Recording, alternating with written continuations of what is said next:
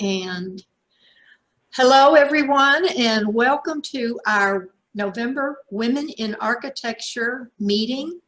We are so pleased today to have three outstanding architects to speak to us. But first, I want to introduce Deetta Ewing, who is the chair of our Women in Architecture Committee. So Deetta, this is your program. Let's go. Thank you, Randy, and welcome everybody. We are so very fortunate today to have three Western U.S. architects that are all principals and owners of their companies and well-established and have done some phenomenal planning in architecture. The first is Kirsten Murray, principal, Olson Kundig Architects from Seattle. We've got Tal Softy, Rabinez, I hesitate on that every time, Architect San Diego, and Christiana Moss with Studio Ma Phoenix. And each of these three wonderful women are going to tell you a little bit of their background, how they got to where they are today, and share some of their work. So first up, we have Kirsten Murray with Olson Kundig.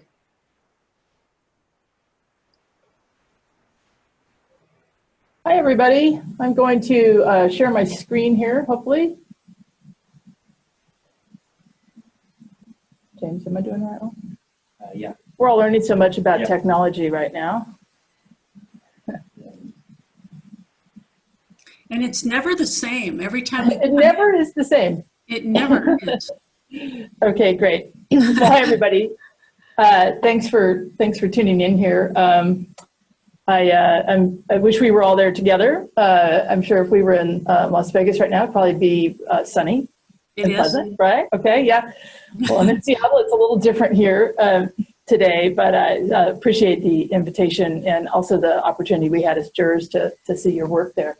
I'm just going to say a little bit about myself and the work I'm doing. And I'll start with this picture. It actually cues a lot of introductory comments for me. This is me when I was about 5 years old at the firm I still work at as an intern architect. This is 1989. I think my strategy, my career strategy, the long and the short of it was bloom where you're planted. I began as an employee of a 10-person firm as an intern here in Seattle, a firm that was a fairly young firm, a fairly small firm. And I have built my career and experienced all the different facets of my career here. One thing I can also tell from this picture, based on this haircut that I had for only about 3 months, was I had just come back from maternity leave with my first daughter, who would have been about 6 months old at this time. So for me, the life as a practitioner, as a practicing architect, and my life with my family have always been somewhat in parallel. And 31 or so years later, our firm looks a little bit more like this. From 10 people and a fairly small regional firm, we've become a much larger, more complex organization. We have architecture, landscape architecture, interior design. We're a multi-faceted firm in terms of the projects we do, and we're a multi-generational firm. In the center, you'll see, me with my 4 partners, Jim Olson, the founder, here right next to me, Tom Kundig, Kevin Kudo-King, and Alan Maskin, and our team. We're unusual as a firm in that I think we're not, for a firm we're about 175 people, we're not organized by studio or project type or principal. We really are this kind of big, messy, open studio where people are really moving back and forth between different project types and working with different teams. As a group of partners, I think I was very lucky to come into the organization where it was in that ethos. I had some firsts in my career. I was the only woman when I started in a 10-person firm, and I was the first mom, and I've done a lot of other things that I had to sort of be the first one to show the organization what that looked like. But all in all, I've had tremendous support, tremendous collaboration. It's the kind of close work you do, and I think in our practice with your business partners, it transcends profession. It becomes, can transcend the collegial relationship as well. It becomes, I think, something very essential to creativity and to what our lives feel like. In my own work, I think that if I were to try to draw some connections or look at where the work intersects. Really, most of my work has at some point something to do with home, whether it's a literal home, a house, or some aspect of living. Context, I would consider the work that I do and the work that my firm does as highly contextual, both in the natural and the built context.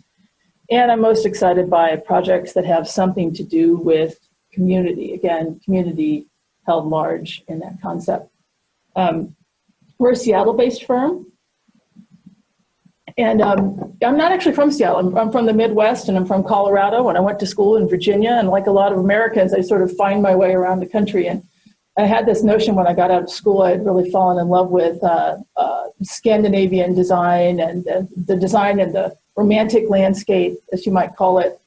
And short of going to Finland, I came to the Pacific Northwest in search of, I think, both this sort of powerful natural landscape, and also Seattle as a city is this very layered modern Western landscape, right? There's modern on top of industrial, on top of extraction industry, on top of indigenous history in the built and natural environment, and I found it a very rich and interesting place to practice. If you know anything about our firm, and especially when I started in practice, we were primarily a residentially oriented firm, and I really do think that the first part, I cut my teeth as an architect technically and creatively working on residential architecture at all different scales and in all different places, and sometimes at a very high level of expectation. And I think that is still critical to the way I look at things. As I started to design my own projects, though, I found myself looking at the fringes of what was happening in our practice. This is one of the first, solo, design leads I had. It's a second home in the San Juan Islands up here in the Northwest. Beautiful natural landscape, obviously dealing with inspirations from an agricultural architectural setting.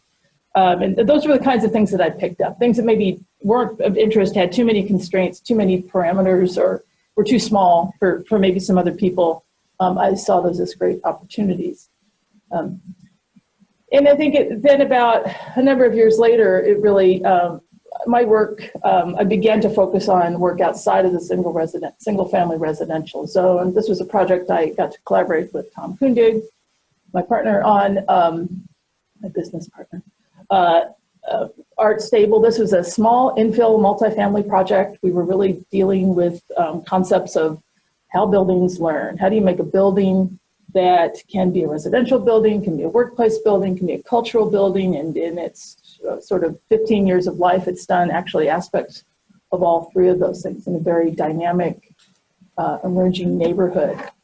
This is another project we worked on in downtown Seattle, adjacent to the historic Pike Place Market District. And it's a building that really learns from some of the pedestrian and movement patterns in and around the Pike Place Market District.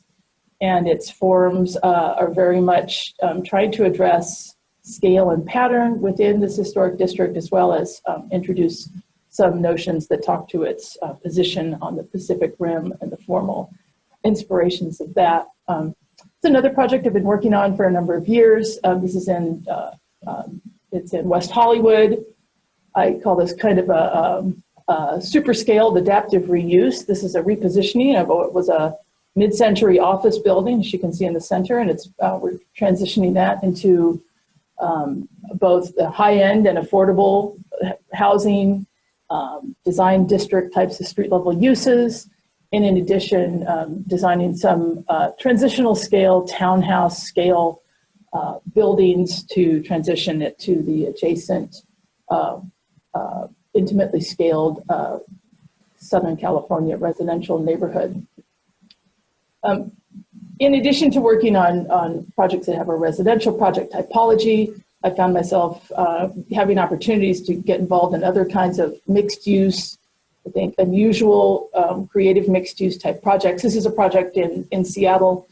It was in a redeveloping light industrial neighborhood, and this project contains both the community, pedestrian-oriented, open neighborhood community type spaces, some spaces for nonprofit and collaborations to exist both within and in the lower levels, and then incubator space for technology above. And it's very much, it's owner and developer very much uses this as a platform for arts, for gathering. The Shepherd Ferry mural that you see is one of many dynamic types of spatial programming art installations that happen in and throughout this building. Another art-related project in Seattle I did a couple of years ago was, and again, I think it overlapped a lot of interesting things for me. It was this abandoned attic in the King Street Station, train station here, about a block away from my office. It was a tremendous architectural gem of a space, of a found space, and working with the community, which I think is very diverse. This building is at the intersection of what is traditionally an African American community and what was traditionally the International District, which was our Chinatown per se, much more broadly experienced than that. But this was a space for community art and community gathering. And it's a very neighborhood-focused type of project. Another thing I found myself really enjoying doing, and I think it maybe goes to sustainability and the layered multi-generational life of buildings, is I'm working on about 5 projects in and around Seattle that are typically, unloved 1970s, 1980s industrial high-rise towers, and trying to insert visitor-oriented lobby experiences and movement experiences. This particular building, this lobby and entry renovation is called the Northwest Passage. It's really just about creating a dynamic, light-filled, interesting, immersive experience in that sort of few seconds that you spend coming in and out of from a rainy, dark exterior frequently up through a 70s era building. Another project on the boards right now that I've been working on for a number of years is located in Costa Mesa, and it's taking some existing, what counts as a historical building in this area, something from maybe the 40s, some existing warehouse buildings, and really using them as the starting point to create a kind of intentional mixed-use community that would have housing, that would have studio space, that would have space for events and retail, and create basically in the very automotive-driven context, walkable neighborhoods and walkable communities. Sometimes you get asked, what's the project that you would like to see built that you haven't gotten built yet? And here's a project that I'm interested in 2 different variations, both sort of ideas competitions. Since I've moved to the Northwest, I've always been interested in the notion of how do you live in a continually rainy and misty environment. These projects are both called Rainfly. One is shown in a parkfront setting where it's absorbing light and creating a protected luminous environment for pedestrian and bicycle circulation. And on its the lower images show it also as a concept proposed to the Seattle Center for Seasonal Overhead Covering. So maybe one of these days I'll get a Rainfly project built.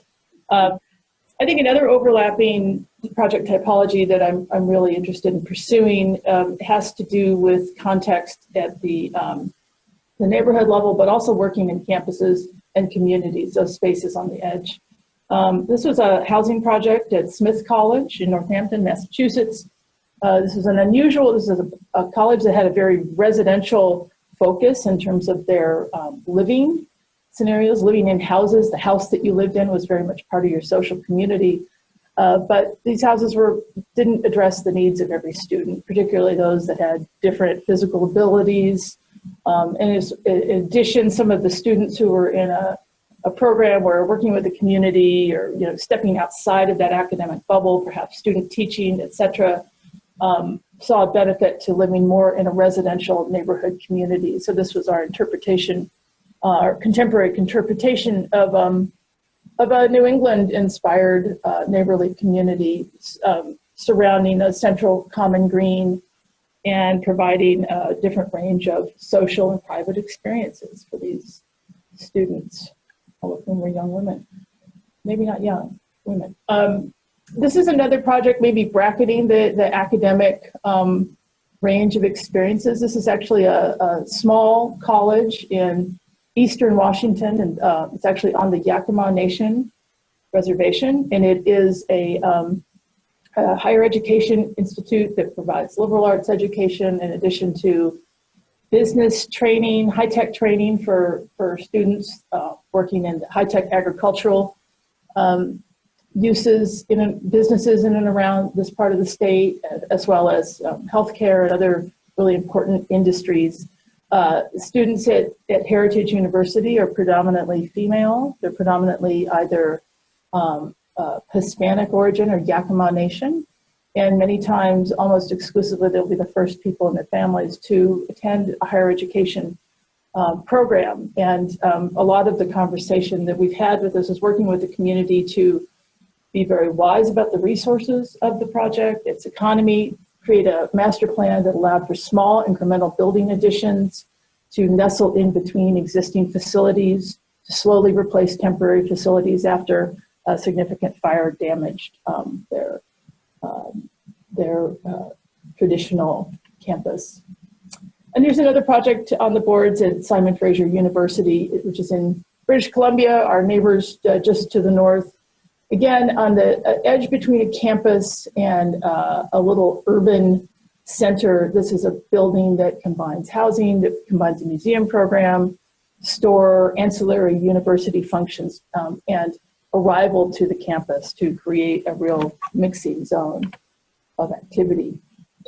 A project that I'm halfway through design on right now in Washington, D.C., again, is another one of those really interesting edge conditions. This is on the transition between what is an emerging market district in Washington, D.C., the Union Market District, and Gallaudet University, which is the nation's only, but certainly premier university for the deaf and hard of hearing. And then this project, we're trying to combine issues of housing, issues of living between a commercial zone and a campus zone, in addition to utilizing design recommendations that really address the deaf and hard of hearing as a particular community, and in this district where there's so much part of the environment.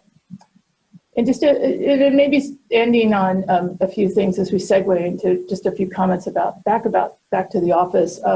When I think about designing for community, in addition to these mixed use and very urban projects, I think that one of the most interesting project typologies for me is the design of the creative workplace, the place where we all come together, which of course is undergoing a real transition in this moment of time, which I think is fascinating in many ways. But here's an example of one of many types of similar projects. This is a digital media headquarters in New York, which is an adaptive reuse project, 3 stories that really, with a very simple palette and a very tight budget, explore just some basic notions about what it is, what parts of your work and your day do you want to be in darkness, and what are the things that you do that you require or enjoy daylight, and really how you move between those places of light and dark throughout your day.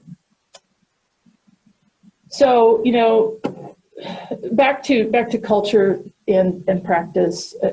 These are, again, some images from our office. And if I go back to, you know, what pulled me into architecture, I mean, I think maybe like some of you, when I first went to design school, that was probably the first time I felt like I'd found my people.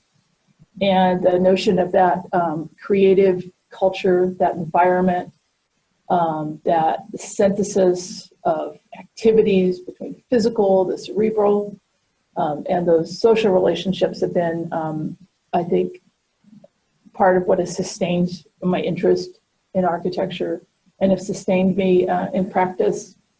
I think one of the things I'm the most proud of in my own practice, I enjoy the work that I do for clients, but also coming into the practice was difficult for me. I don't think I didn't come very well connected. The notion of being an architect, the notion of knowing any architects, my parents didn't graduate from college.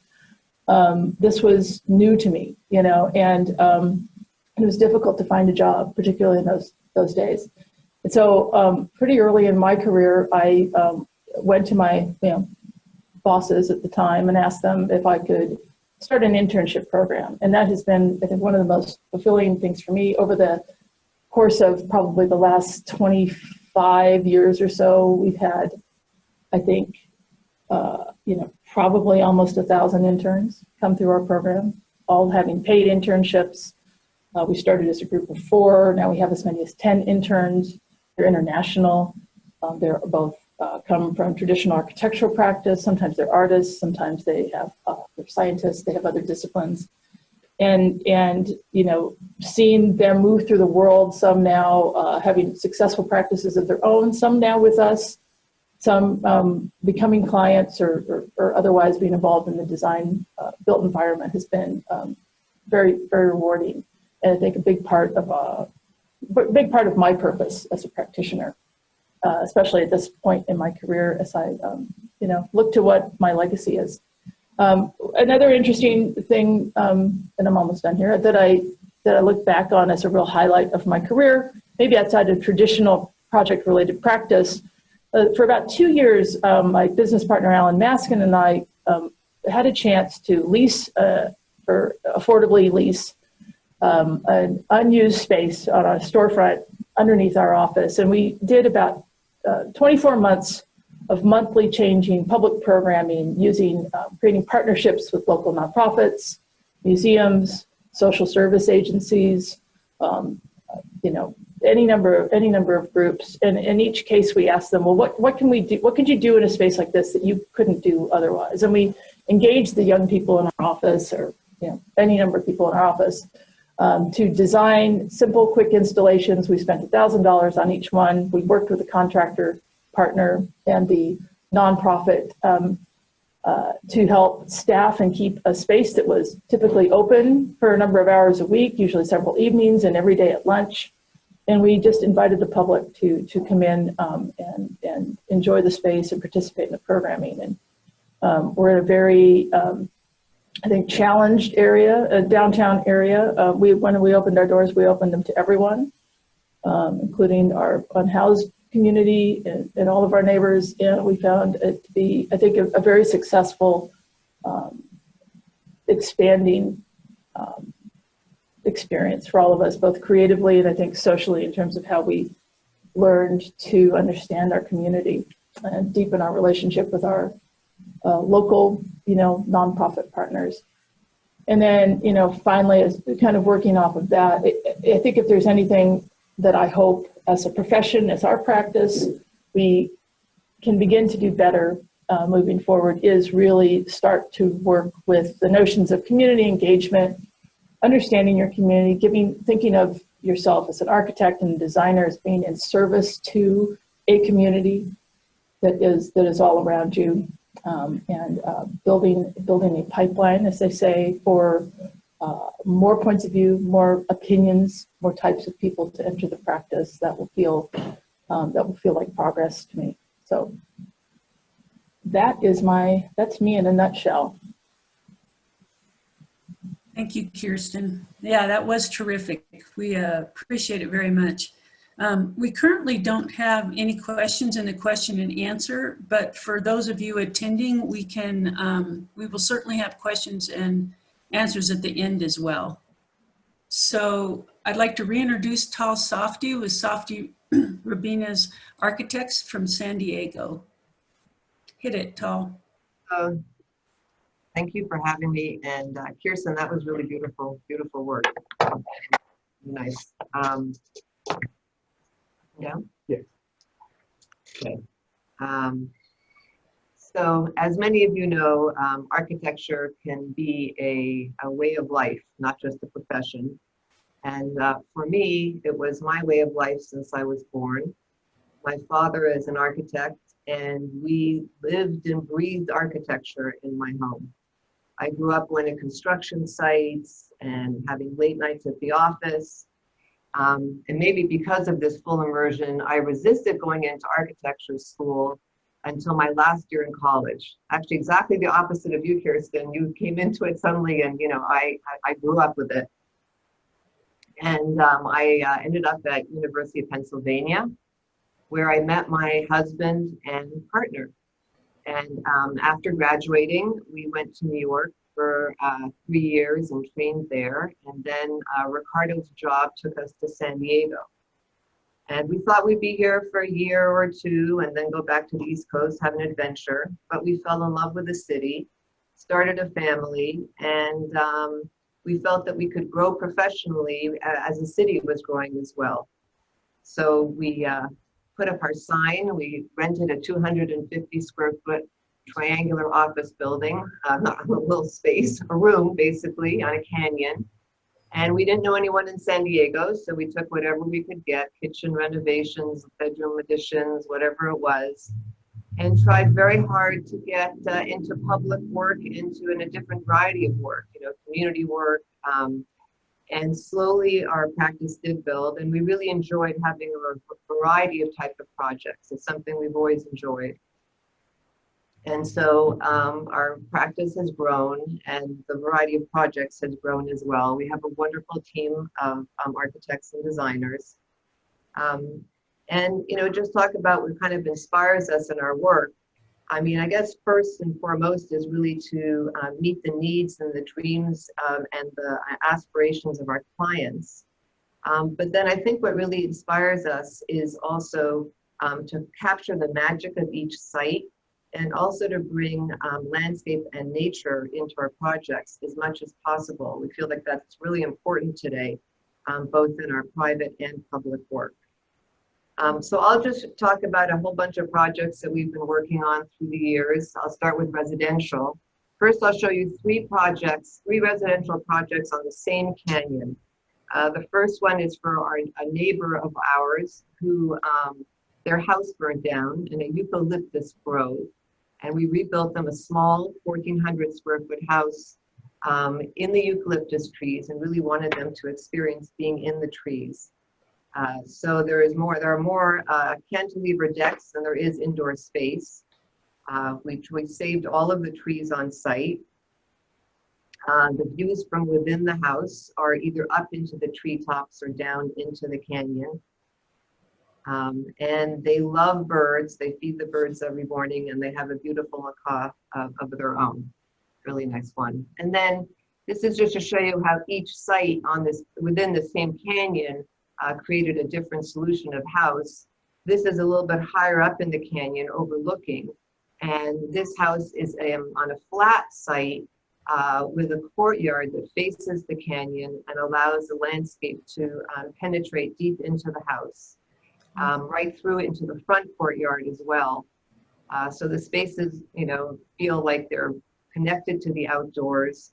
The outdoors feels like they're exterior living rooms. This is like the dining room that is an indoor dining room, but that could open up and feel like it's also outdoors as well. And then the third house on this is on a very steep part of the canyon. So it's really like an overlook house, with a living room, dining room, kitchen that just open up onto a terrace that then drops down pretty drastically into the canyon. But again, the idea of being able to live indoors and outdoors, we're lucky here with the climate, bringing landscape as close into the house as possible always having it from every room in the front as well, with enclosed courtyards. And then, you know, like having, for example, in the lower right, a kitchen area that even though you're indoors, you still feel like you're sitting outdoors. And then from the top floor, there's very nice views of the canyon as well. Oops, and this is the canyon. It's a very lush, beautiful canyon in the heart of San Diego. Very different is a project that we did in Malibu on a 300 by 33 foot site in the Malibu colony. Let me just use my thing. And so there was a small guest house along the street over here, and then the main house is on the ocean. And the neighbors are 6 feet apart. You can basically touch the neighbors next door on both sides. So we created a long linear garden, and we felt that we should accentuate the linear quality of the site. And so inside, we created a linear atrium as well that allows for natural light to penetrate into the building without seeing your neighbors, and then emphasizing the views towards the ocean or towards the mountains on the other side. And then, you know, all of the spaces try to seamlessly open indoor and outdoor. This is the master bedroom above that kind of hides the beach and all the people below with a planter so you can see the ocean without everyone seeing inside. And that's the view from the ocean. And a very different type of house also in, this is in San Diego, is for an astrophysicist and his wife and many children. It's a courtyard house that faces the ocean as well. You'll hear steep hillside and oceans in many of the projects. And they wanted their own observatory as part of the house, which is part of the entrance. So we incorporated it in. This is the view from the street, where you can see everything is facing towards the views. And then in the background, you can see the small observatory peeking up from behind. And we created it as the entrance into the house, so you enter under it, and it feels like it's floating in the entrance, and then it leads you into an atrium that is aligned with the bamboo court. But then all of the main spaces then open up to the west into a courtyard. That's the upstairs of the atrium that leads to the bedrooms. And then this is a garden, the courtyard garden that faces the ocean and the views. And then this house is on the top of a hill in La Jolla in San Diego, also overlooking the ocean, also very, very steep, extremely steep. So we created a small rectangular, not small, a rectangular house with a big diagonal through it that orients the views towards the North Shore. And the house is right up against the street. So we really created a series of solid walls where you can't really see people inside of the house. So there's just a peek of one window into the house from the street. Then the house opens up to the views. Again, a lot of indoor and outdoor relationships between the living spaces and the circulation. And the circulation, both in all our public and private work, we always think is critical and really important, because you spend most of your time in the end circulating through houses, and it should be as much a part of the experience as being in the bedrooms or in the living rooms.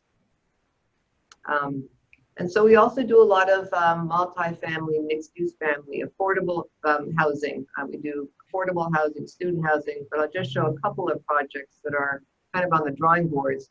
This is in Las Vegas, and it's a large mixed-use project southwest of the Strip.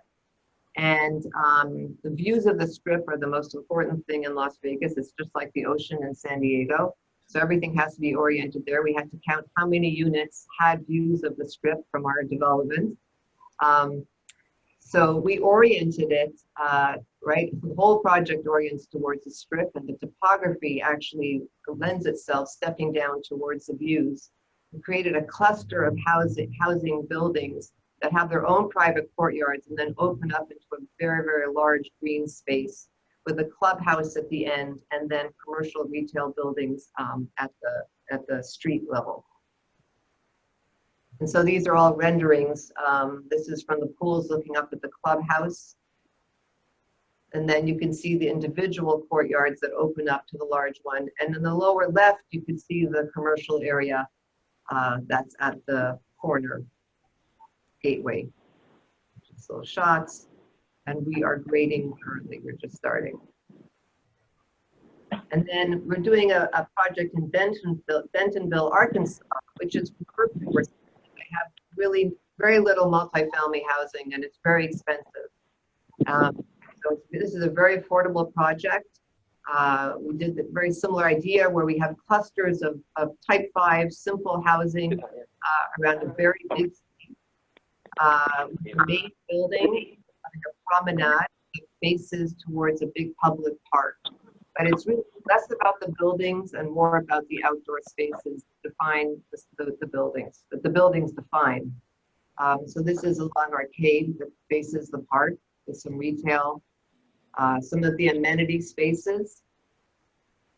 And this is under construction. It should be finished in the next few months.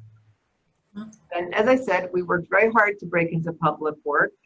This was a visitor center, one of our first projects in Culver City in LA, located on 58 acres. We did the whole master plan site with a visitor center at the very top. It's kind of nestled into the topography, part of the trail that leads you to a lookout that has 360-degree views. And here you can see how it really becomes part of the plan. This is the visitor center, which is in 3 parts, some indoor spaces and outdoor spaces. These are some of the fantastic views there. And so you can see how the trails go right into the building, around the building. This is an outdoor kind of classroom, amphitheater, beautiful landscape there.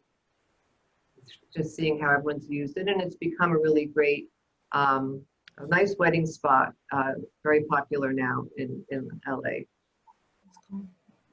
And at UCLA, we did a student center in the Court of Sciences, and we did not want to remove the little green that they do have on their campus, and much needed.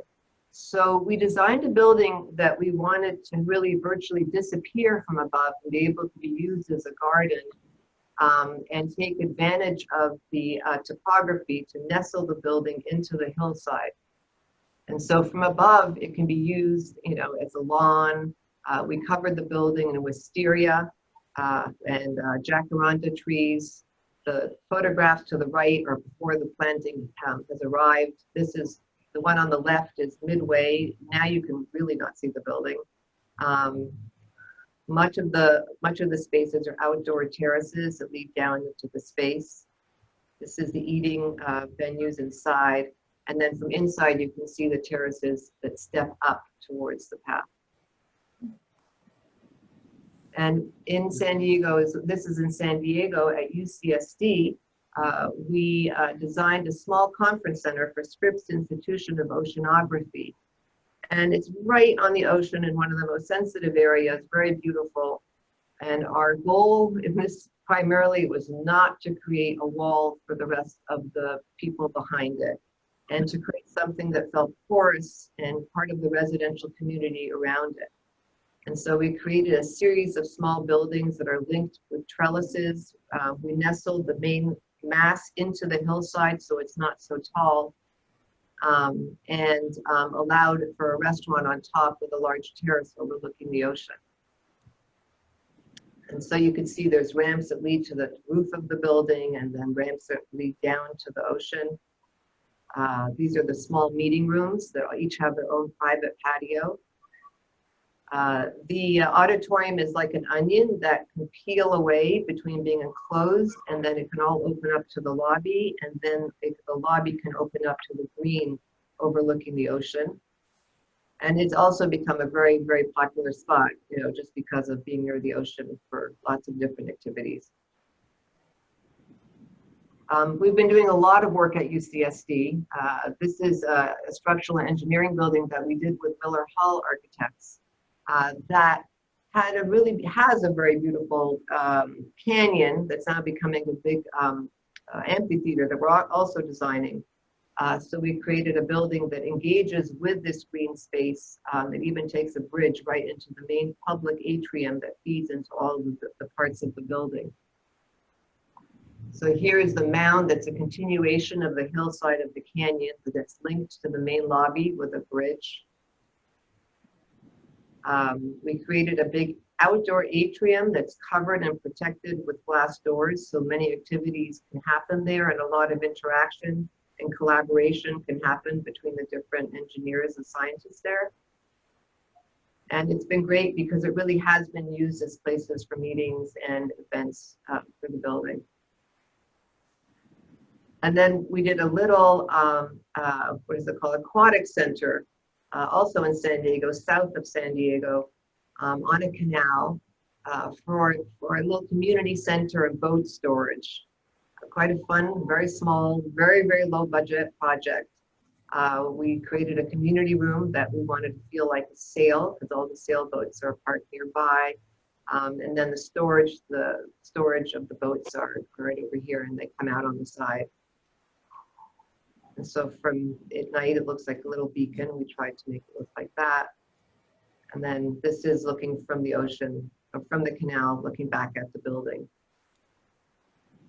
And so this is the biggest project we've done to date. It's the 6th college for UCSD. We're doing it in collaboration with HPS and Clark Construction.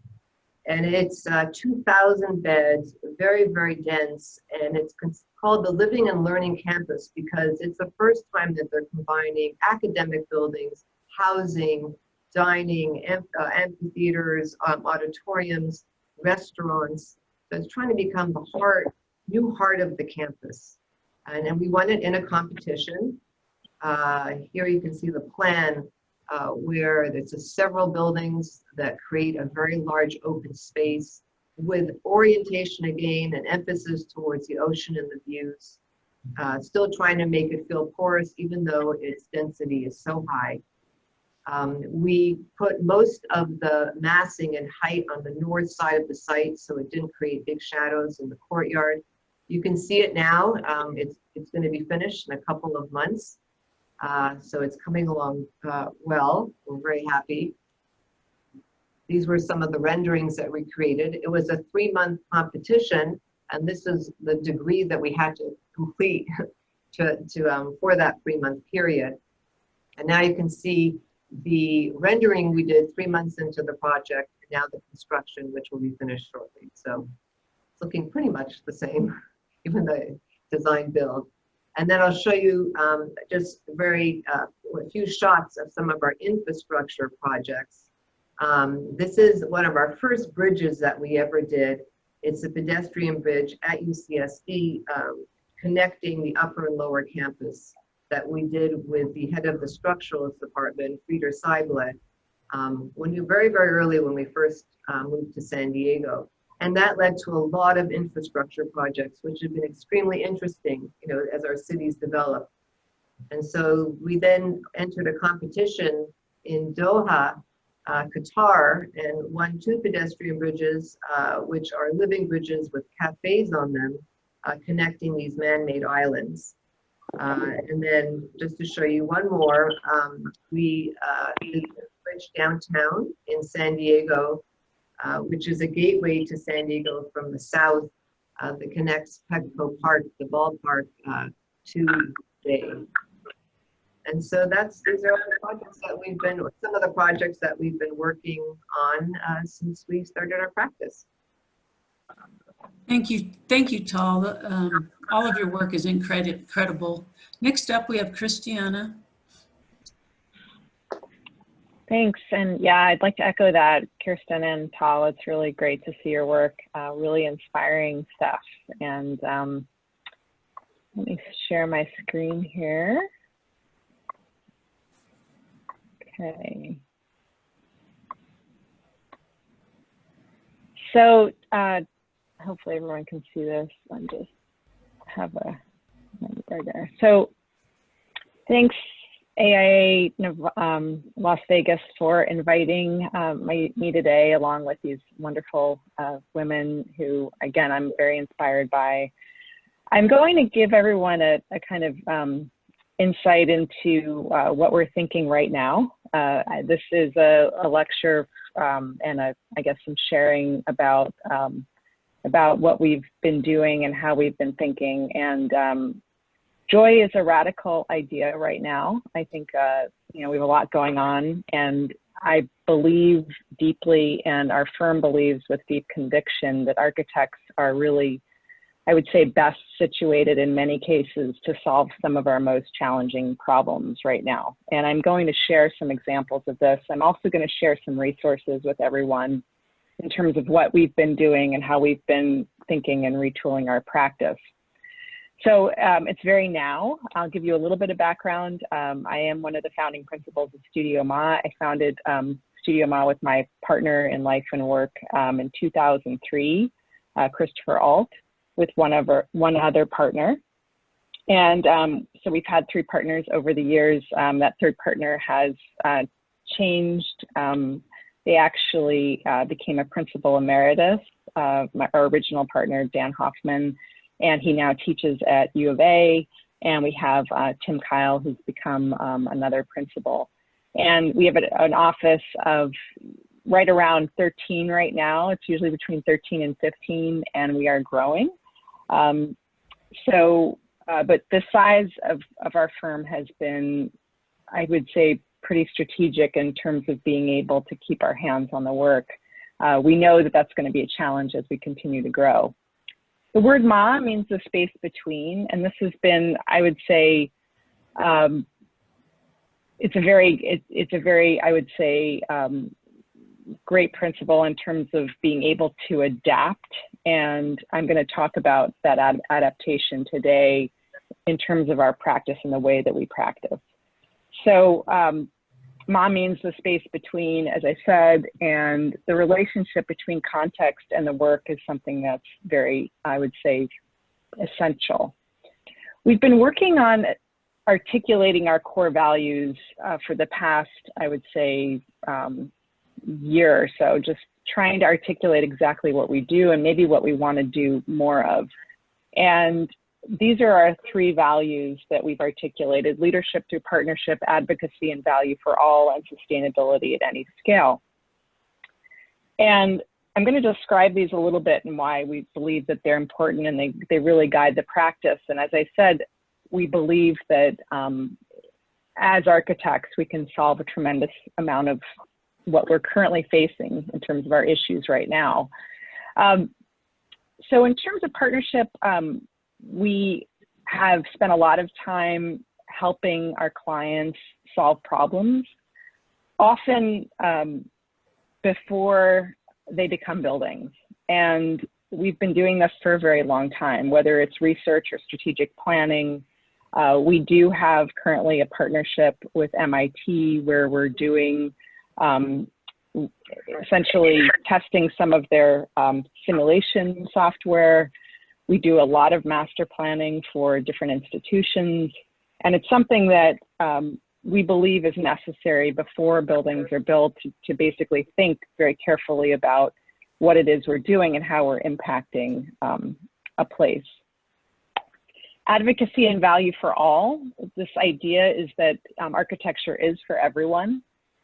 This is an example of that kind of outreach, and I'm going to walk you through an example for each of these values and principles that we have. Equity is absolutely a huge issue in the built environment, and it's something that we are increasingly becoming more aware of. The work that we've been doing on campuses has addressed equity in many different ways, and I'll kind of show you some examples of how in a little bit. And sustainability at any scale. So we truly believe that the built environment that has been created over the 20th century in many ways has to become undone.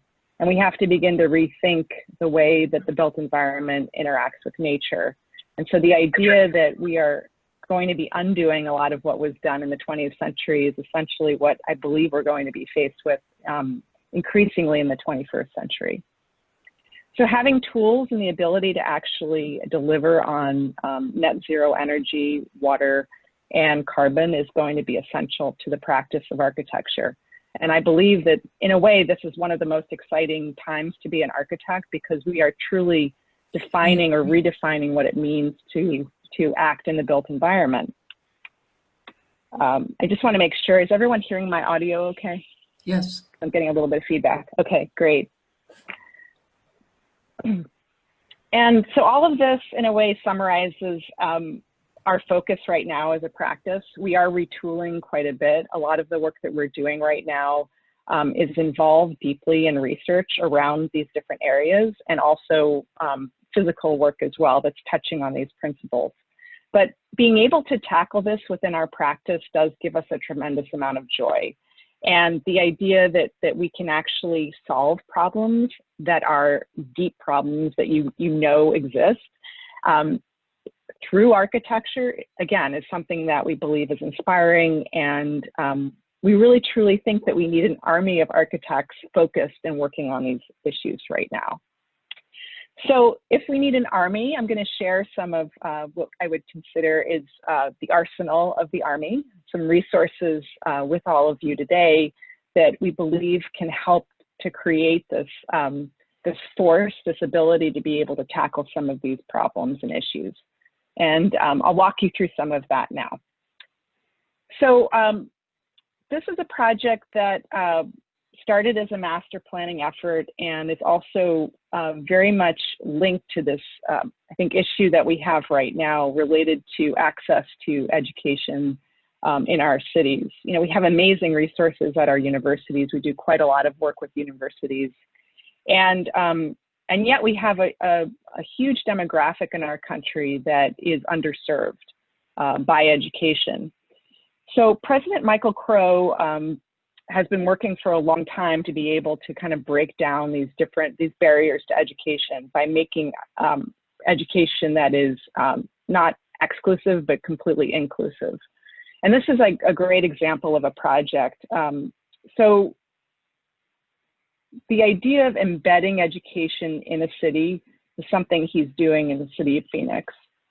This is a project that through partnerships has created access to about 70,000 square feet of new programs, creating basically a few new majors, including a popular music major, a fashion major, and an entrepreneurial kind of leadership major and department that has all been mashed into this one project. And it's anchored by housing. So the idea that you could not only financially, in a way, balance your investment, or a university can kind of offset their investments in academic spaces in inner cities with housing, is essentially what this is proposing and what it's doing. This is a project that's under construction right now. And so, as I mentioned, it's bringing embedded programs right into the city. The fashion program at ASU is exploding, and it's really bringing a lot of people into the university environment that otherwise wouldn't be attracted to being in a university setting. Similarly, popular music is going to be doing the same thing. So you'll see that these are very interesting floor plates in terms of, it's got a lot of flexibility, but we also have music recording and a teaching studio for music here.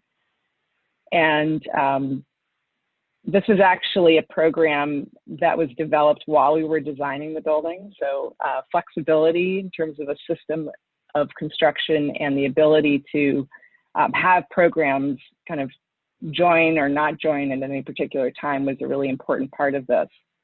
We also had really large studio spaces on 3 floors, and I'm kind of tying in some of the work that we're doing with MIT here. The simulation software that we've been working on is called Climate Studio, and we were beta testing this for some time. If anyone's heard about this software, it also is the driver for DIVA. We've been doing energy simulations since 2008, and they started actually on some museum work that we were doing. And we find that these tools are really incredibly useful to have in the hands of designers. And you know, it's an iterative process that you go through in order to optimize daylighting and reduce glare, and also reduce energy usage. So it's something that, again, we play with these tools, and it actually arrived at a facade that was very specific in terms of orientation of glass, where glass goes. We are in a desert city, so being very careful about where glass is used and where it's not used is extremely important here. And it resulted in the faceted facade that you see here. So the mashup of different programs in this building should be really innovative, and we'll see what kind of experiment it'll be in terms of who it actually can attract and retain in the city of Phoenix. But their program has been really growing at a dramatic pace, so it's exciting to be a part of this project. I am sharing a resource here. Solema.com is the group that has created Climate Studio. It is now available. So for those of you who are interested in integrating energy simulations into your practice, I highly recommend this. Advocacy and value for all. This is a project that we're continuing to work on at Washington University in St. Louis. And for those of you who may be aware of kind of the situation of the university, it's actually in a place very close to Ferguson. So they've been dealing with racial tension for some time. I would say, outside the walls of what is a very privileged university environment. So we initially were there we were actually interviewing for a single residential building, and we were asked the question, what would you do if you had more time during the interview? And of course, we would love to, build a single building. It was on a pretty fast track in terms of the schedule, but we actually said, looking around this campus, it looks like there are some issues in terms of the residential experience. Immediately when we started doing our outreach, which we did in a few different stages, we actually did it broadly around the entire university campus, and then we did some very focused discussions because diversity ended up being we did this cloud bubble during one of our outreach sessions, and you can see that diversity and transparency were some of the big issues on campus. So we actually brought someone in to help. His name is Brian Lee from Kuwait. We worked with Brian to have essentially an outreach session and sessions about equity and diversity and inclusion on the campus. And these conversations were very, very, I would say, insightful. We collaborated together and came up with some tools.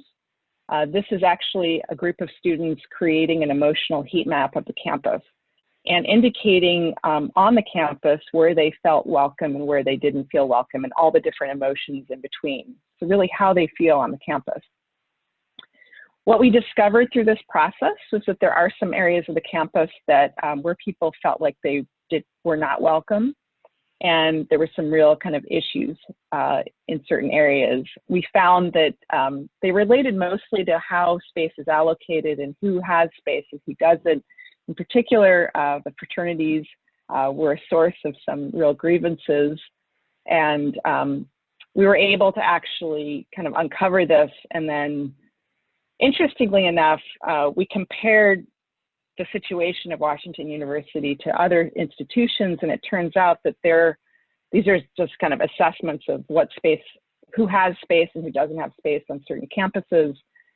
And it turns out that actually on WashU's campus at that time, the multicultural groups and other groups on campus really didn't have much space at all. So what students were feeling was actually found to be physically true. And it's one of the moments where I feel like we learned so much, because the idea of how people feel in space can actually indicate real inequity.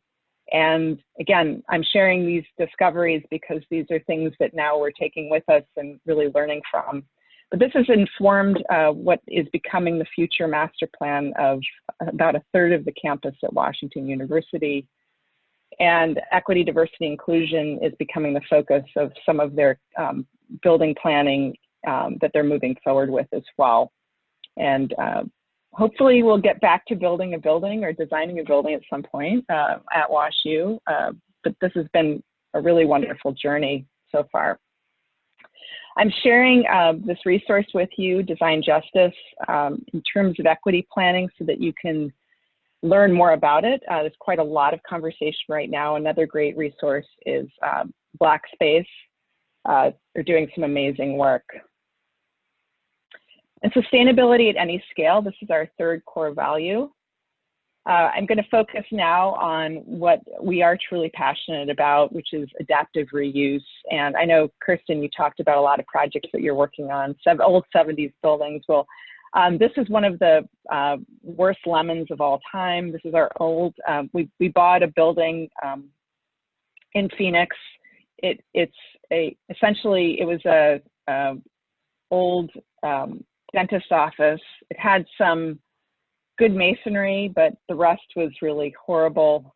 We salvaged all the masonry and the concrete slabs, all of the high embodied carbon items we were able to keep, and then we were able to completely adapt it to make our headquarters, if you will. And basically the renovation included mostly wood, and this is carbonized wood. It's a carbonized rain screen that we used for our entire building, we've always loved the idea of using wood in the desert, and carbonized wood is one of the things that actually made this possible. It doesn't degrade. It's actually injected with, it's actually a naturally treated wood that takes soft yellow pine and makes it as hard as Ipe. So it's an incredible product. You should know about it if you're not using it already. And it's also a net zero energy building.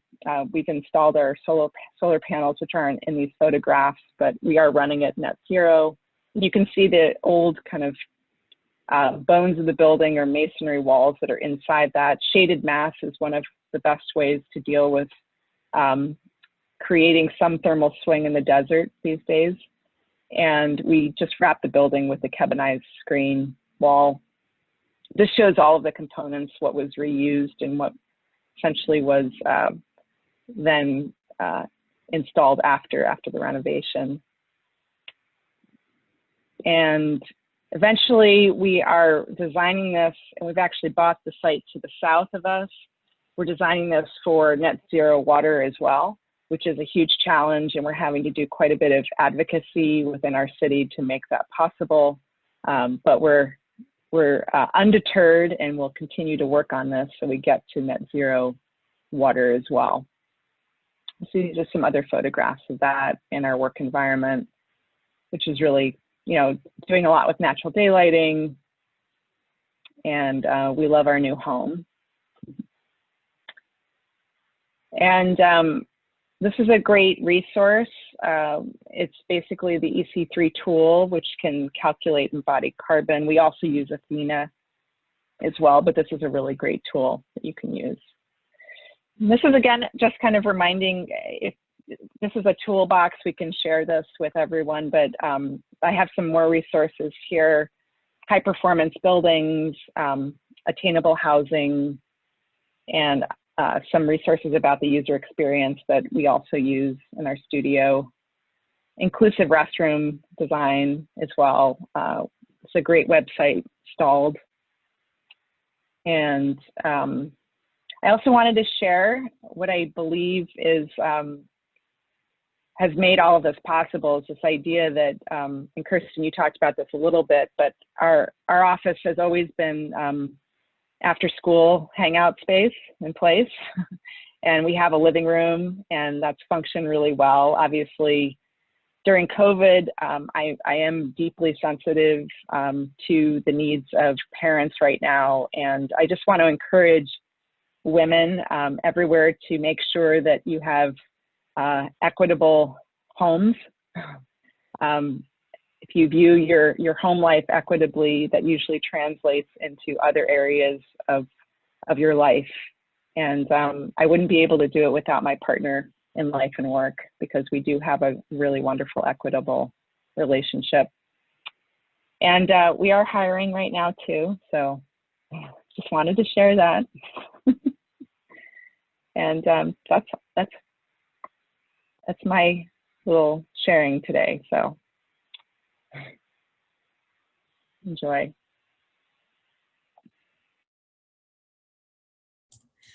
Yeah, That is really exceptional. All of you have just are very inspiring, beautiful work, and very thoughtful work, and and engaging presentations. Yes, absolutely. And varied, not only where you live, so that was insightful, and the work you do beyond where you live, but also the type of work you do and the presentations you made. So thank you.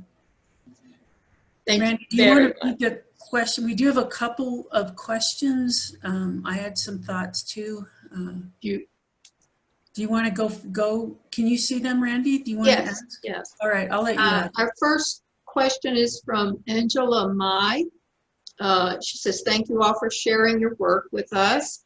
How has your work been changing since the beginning of the COVID-19, including how your work, WFH, etc., and whether spatial relationships, social distancing is now incorporated into your project designs?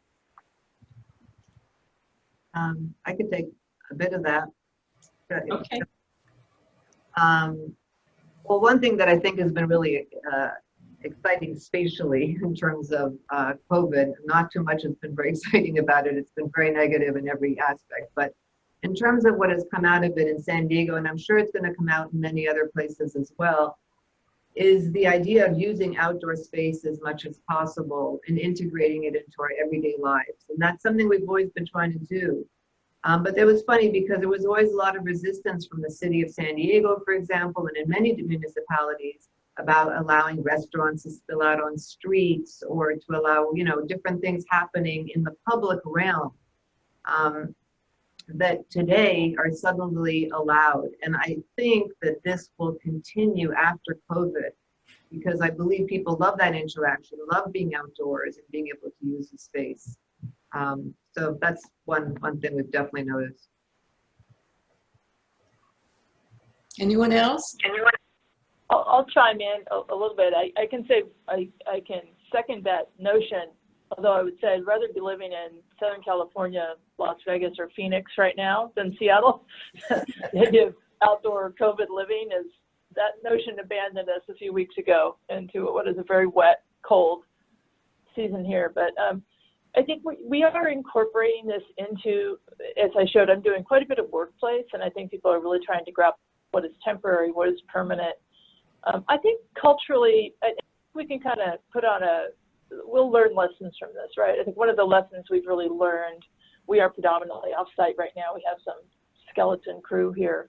Obviously, overnight, everybody had to pull the Band-Aid off and get up to speed with the digital tools and those types of communications. And I think it's been, it's quite a statement to these tools that I think many, you know, those of us who have the privilege to work in these types of professional jobs that are information-based have been able to thrive to some extent. I do, you know, I think for us, it's a larger firm. It's challenging to make sure that everybody's seen and the social connections. I think that we will look forward to a return to a more traditional office. We are not going to probably be the first office that becomes a virtual office by nature of doing this. In fact, we may have more cultural struggles adapting to this than others. But I do think that there's opportunity in this for diversity in practice, different kinds of collaborations. We've taken advantage of some opportunities to, for instance, we have a student intern working with us from Africa right now.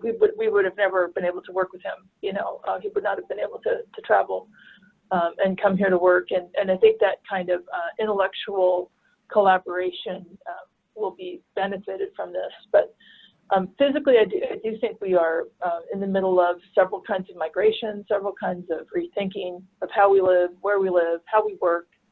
I think we'll see an emphasis on what it is to have, you know, our homes are going to change if we start to incorporate more working from home. You know, we used to work from home 100 years ago and before most everybody worked at home, but that will change our homes. I think our cities will change. I think that will be a mixed bag. I'm a little worried about the loss of urbanism that I fear might happen. But then again, we may see new interesting types of urbanism evolve from this in smaller communities and more dispersed populations. So that's a big, long answer, but I think it's a fascinating time. And I think it's hard to know where you are in the middle of it right now. I think when we look back on it in 1 or 5 or 10 years, we're all going to mark this as something pivotal in our professions and in our personal lives, for sure.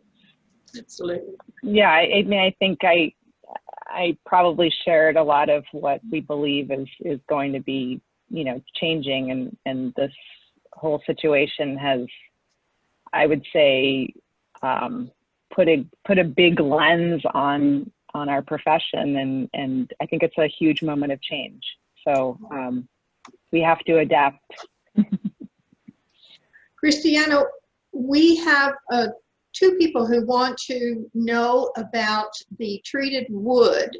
How do you spell it? And definitely have a challenge. 3. Okay, they like the wood in the desert. I know, Yes. desert people, right? I know. It's called Kebony, so Kebon, Kebony, Kebony. Mm-hmm. Kebonized wood. Kebony. Kebony. Mm-hmm. Okay. It was actually, in the process was invented in Norway. I know Kirsten, you talked about that. I studied in Norway too. Can hang out sometime. But yeah, but it's a great, but we have there's a plant here now in the States, I think in the southeastern United States. So it's a great product. Well, Cesar Ceballos wants to know, how does your firm handle the changes on construction site visits due to the pandemic? Yeah, so I mean, I know, Tal, you have a couple projects under construction. Our construction, the construction team has been great right now. I mean, everything's moving forward on our project in downtown Phoenix, and they have a pretty intense system to track people and make sure that everyone's wearing their PPE, and you know, contact tracing is being performed there actively. And there's been not a whole lot of incidents. I think there were 3 people total who ended up having COVID through at least the past 9 months of construction or more. So not bad. The challenge is, I think, is the long distance projects where, for example, in Bentonville, I haven't been there to see the construction, which wouldn't have normally been the case. But it's funny because in California, architecture and construction has been an essential service. So it's just continued as you know, normal, I guess, in many places in the country, not everywhere. Yeah, but there has been delays in most construction sites, and due to getting materials and for many different reasons. Deetta, do you have any questions? You know, I thought of a question just based on the 3 different regions that all of these women are from, which are all beautiful. And during the summer, there's no, you know, indoor, outdoor architecture in Seattle. It's just incredible. And this is a loaded question, you know, sustainability and awareness of indoor or outdoor architecture and the interaction of buildings and that has been true, you know, since I was a kid. It's not a new concept, only it was called good design back in the day. You know, you didn't need the LEED certification or that.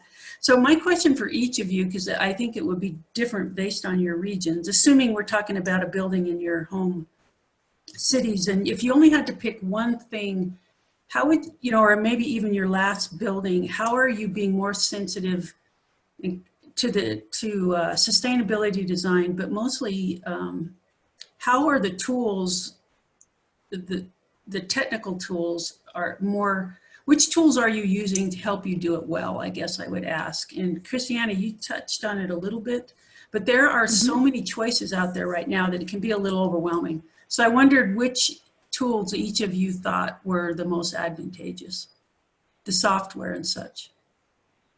I mean, I think there's 2 things. I mean, I think there's intuitiveness of how you orient a building. And absolutely. And those are things that, you know, are just, those are truly intuitive. And I know that in that direction, you know, we're talking about reversing what's happened. I think, Shana, you said about reversing what's happened in many years, doing these big buildings that don't have cross ventilation, that you don't even see daylight in them. We're trying to reverse these things and trying to rethink about what's a good living space or a good office space. So I do believe that a lot of it is intuitive, but then I think all of the software makes things much better. I mean, you can do solar studies for all year long. You can see how much energy you're going to be using. You can calculate how much, you know, electricity. So while the intuitive moves are the most important moves you can make in a design, making it really work is all about the technology we have today, I think. I think the technology helps you sell it to a client as well, because the facts are right there in front of them and the studies can be done quicker. Yeah. Yeah, data is key in all of that for sure. And I mentioned Climate Studio, but that's what we're using. Okay. Yeah, you know, I don't know that I can do a better job of answering about specific tools here, but I think what I've been what we've been thinking about a lot here, I mean, we're a 50-year-old firm now. You know, we have our ways of doing things, and to improve in areas like sustainability, it requires you to change your working methodologies. You go beyond intuition, you know, which again, I think we all think we have a strong intuition about it. And for us, you know, there are a number of different tools. I mean, a lot of our projects are larger. We work with engineering groups. We have an in-house specialist, or we have internships that are specific to this. So there are a lot of different ways to do it. But I think from a policy perspective, the one thing that we've started to enact that I think is actually going to benefit us is just to stipulate that every project in our office will do energy modeling of some type. I don't care if you do it with this software, this engineer, whatever, but it's that simple act of energy modeling, because I think we really looked back at the cross-section of our work and realized that we weren't always doing that, you know. So, and I think that's been, sometimes it's instituting steps in your process that in the long run, I think make the biggest difference. Obviously, yeah. Sorry. No, I mean, your firm, your small, kind of very focused firm, very research-based. I mean, I greatly admire how baked into your process that is. You know, that's a driver. It's very much a driver, and it's a very containable conversation. It's messy. It can be messy in other environments, right? You know, like trying to change, trying to pivot a big organization, or, you know, trying to pivot a client group, like you know, you're lucky if you're working for a city that has requirements for certain performance, or a campus that embraces this. But trying to, you know, get an organization, a large consumer of design to, you know, kind of participate in that and make those convincing arguments.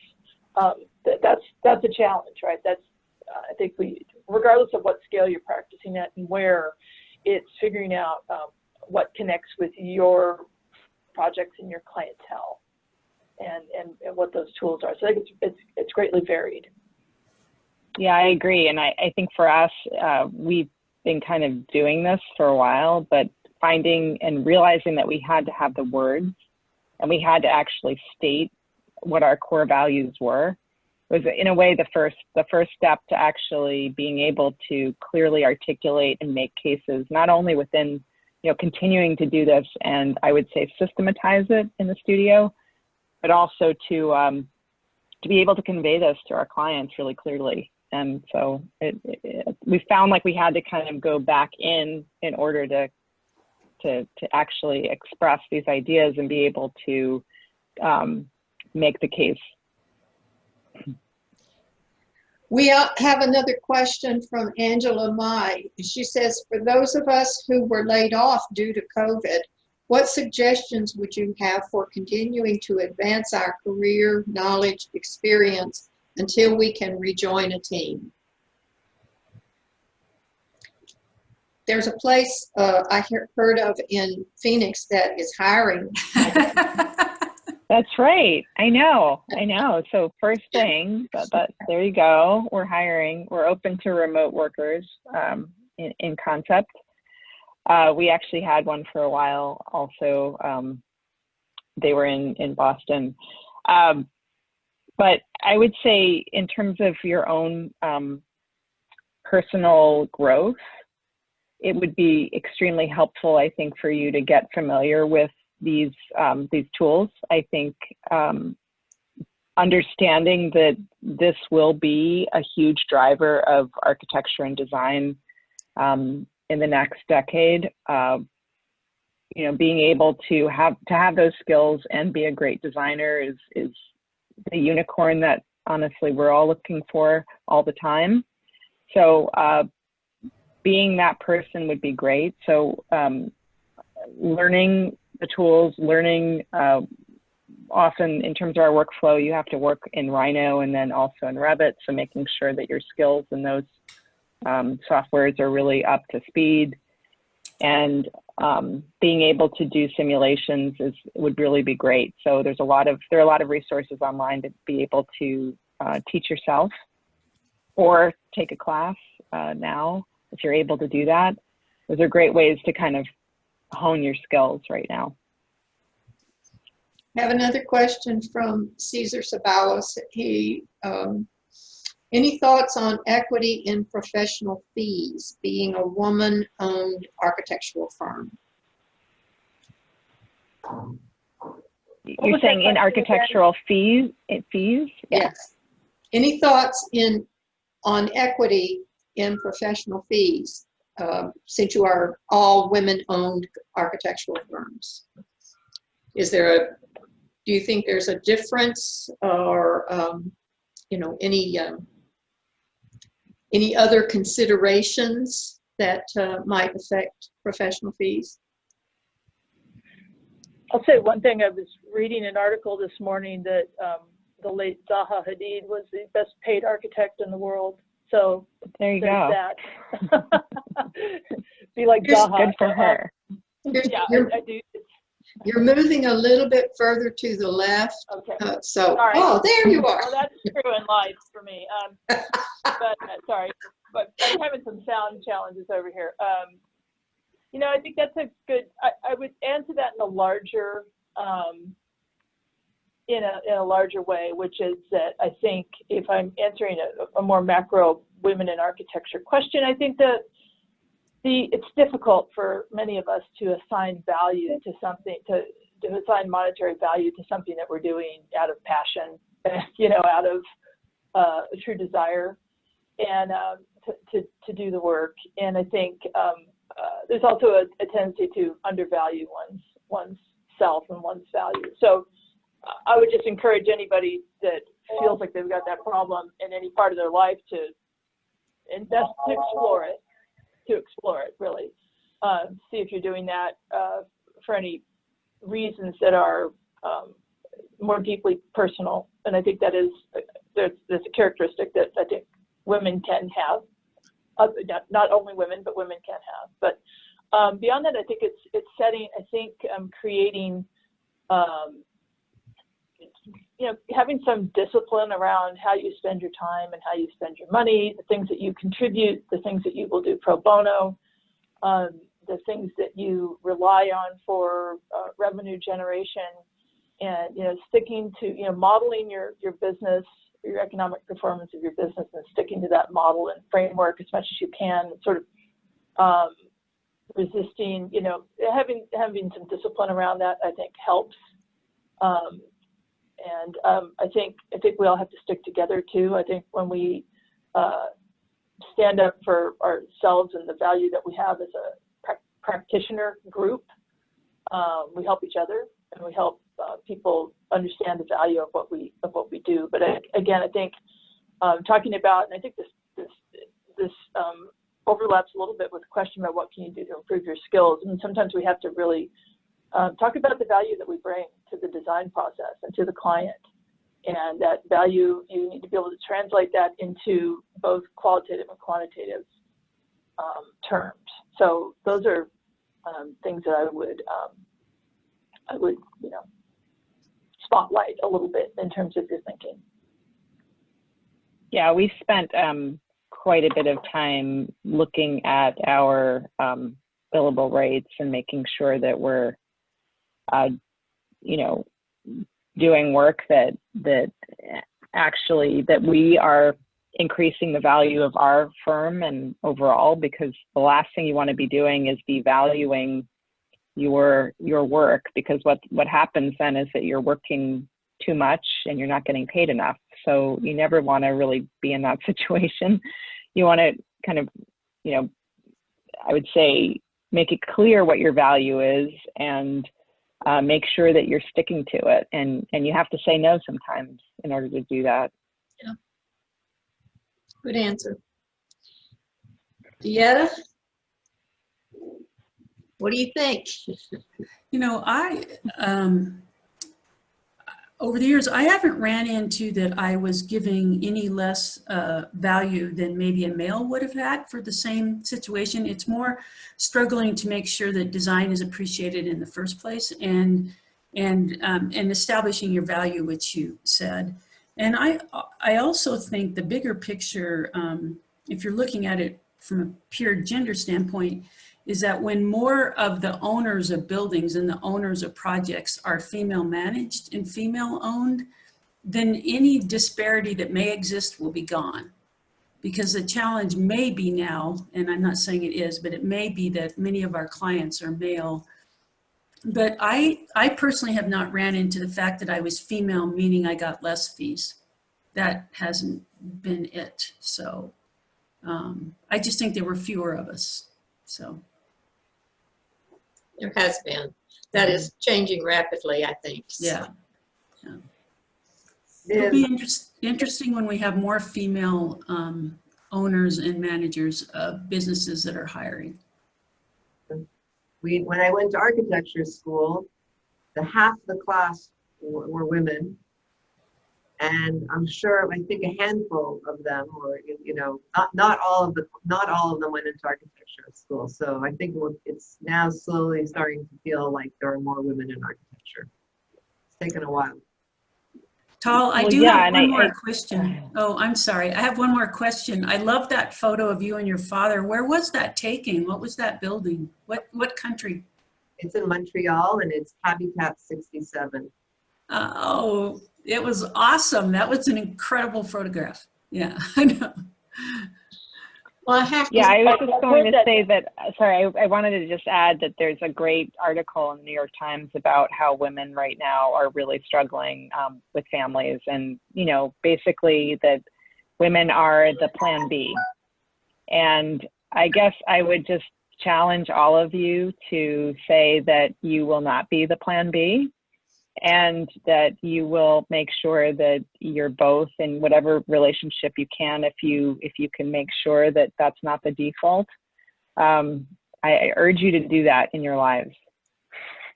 It will help in your professional life as well. Absolutely. Because they're completely they're completely connected.